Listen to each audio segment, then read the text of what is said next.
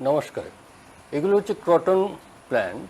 আমার সে অনেকগুলো গাছ আছে, সেই গাছগুলো এক সময় কাটিং করে বসিয়ে দিয়েছিলাম, তারপর গ্রো হয়ে গেছে, বহুদিন হয়ে গেল, মানে লেগে গেছে, কিন্তু আমি চারাগুলো সরাইনি, বর্ষার জন্য অপেক্ষা করছিলাম। এবার বর্ষা নেমে গেছে, জুলাই মাস শেষ দিক, July August, June July August, এগুলো মোটামুটি বর্ষার একটা ভালো ড্যাম্প ওয়েদার থাকে। গতকাল থেকে একটা নিম্নচাপও তৈরি হয়েছে। এটা একটা খুব ভালো সময় রিপোর্টিং, মানে এগুলোকে পটে নিয়ে যাওয়া। কারণ পটে নিয়ে যাওয়ার সময় যদি আবহাওয়া ঠিক না থাকে তাহলে তখন গাছ মারা যায়, সেই কারণে সময়টা চয়েস করতে হয়। আমি শীতকালে কাজ করতে পারি, মানে শীতের ঠিক আগে মুহূর্তে চারাগুলো তৈরি করেছি, তারপর শীত পড়ে গেল, শীতটা গেল, তারপর মানে গরম, প্রচণ্ড গ্রীষ্মকাল, সেটা গেল, এবার বর্ষাকাল এলো, তখনকে গাছগুলো দেখছেন অনেকটা কত বড় হয়ে গেছে, দেখছেন নিচের দিকেও শেকড় যেতে আরম্ভ হয়েছিল। যাই হোক, এই গাছগুলোকে এখন দেখুন, আপাতত আমি এই ধরনের ছোট ছোট পটে নিয়ে চলে যাব। এগুলো ওই 6 ইঞ্চি সাইজের পট। তাছাড়া আমি ভাবছি এই গাছগুলোকে একটা বিশেষ পদ্ধতিতে, যেটা আমি একটা ওই পেন্সিল ক্যাকটাস গাছকে করেছিলাম, আপনারা দেখেছেন, উল্টে দিয়ে গ্রো করা, সেটা এই কয়েকটা ক্রটন গাছ আমি ট্রাই করব কেমন হয়। এবার কিভাবে আমি ওটাকে লাগাচ্ছি সেটা দেখতে থাকুন।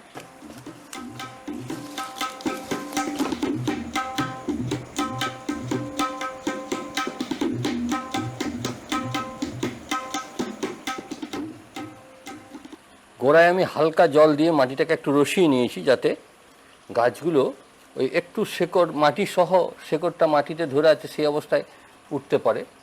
যদিও এগুলো বালি মাটি, তো জোরে একটু ঝেড়ে দিলে কিন্তু ঝরে যাবে মাটিগুলো, তাই খুব বেশি নাড়াচাড়া করা চলবে না, টুকটুক করে তুলে নিতে হবে। এখান থেকে কয়েকটা গাছ আমি তুলে নিলাম।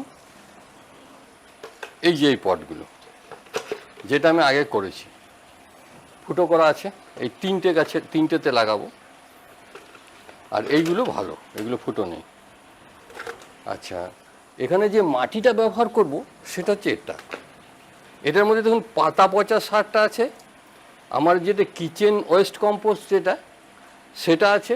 তাহলে পাতা পচা কিচেন ওয়েস্ট 50-50 আছে, এবং ওই কিচেন ওয়েস্টটা এক জাতীয় কম্পোস্ট। তারপরে যেটা আছে সেটা হচ্ছে গোবর সার, মোটামুটি 20-25% গোবর সারটা এর মধ্যে মিশিয়ে দিয়েছি। কারণ পার্মানেন্ট একটা সার না দিলে, কারণ এই গাছগুলোকেও আবার হয়তো 1 বছর রাখতে হবে, তারপর উল্টাবো, এই সব ব্যাপারগুলো আছে। আর পাতা সারটা যদি না দিই তাহলে এটাকে উল্টে রাখতে হবে। দেখুন কীভাবে করছি। এইটাতে আমি এই গাছটাকে ধরুন বসাবো। সবসময় মনে রাখবেন, এইগুলো যখন পটিং করবেন তখন পাতাগুলো ছেড়ে দেওয়াটাই বাঞ্ছনীয়। এইভাবে একদম পাতা ছাটা শুধু নয়, আমি গাছগুলোকে কেটে দেবো, কারণ এরপরে প্রচুর ব্রাঞ্চ যেন আসে সেরকম চিন্তা ভাবনা রাখতে হবে, তাছাড়া গাছটা তৈরি হবে না।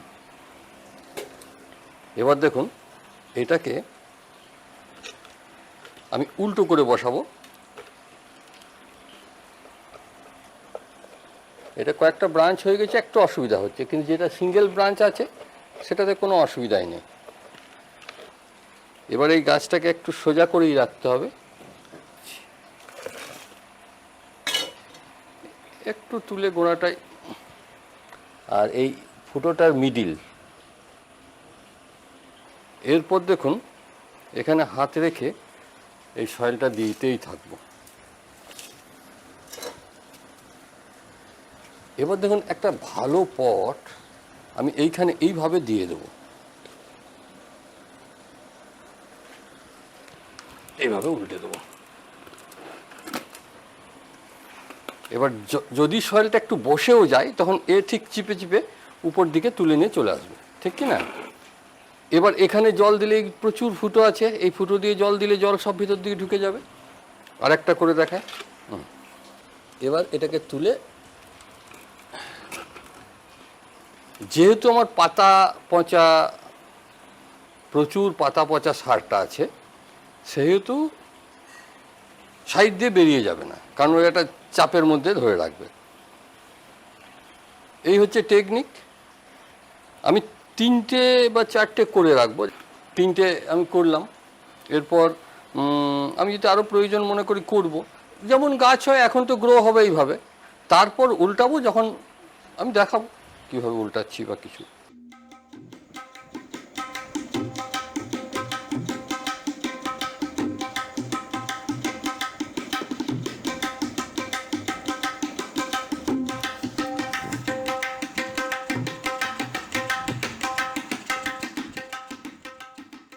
এখানে এই যে মাটিটা ব্যবহার করছি, এটার মধ্যে বেলে দোঁয়াশ হলেও সেটা 50%, আর মোটা দানার বালি আছে 50%। গোবর, পুরনো গোবর সারটা আমাদের এখানে প্রচুর পাওয়া যায়, ওটা প্রায় 20%। এইভাবে একটা মিক্স তৈরি করে নিয়েছি। ধন্যবাদ, আবার আপডেট দেবো। আর এখন নতুন সবগুলোকে একসঙ্গে দেখানোর কোনো প্রয়োজন নেই।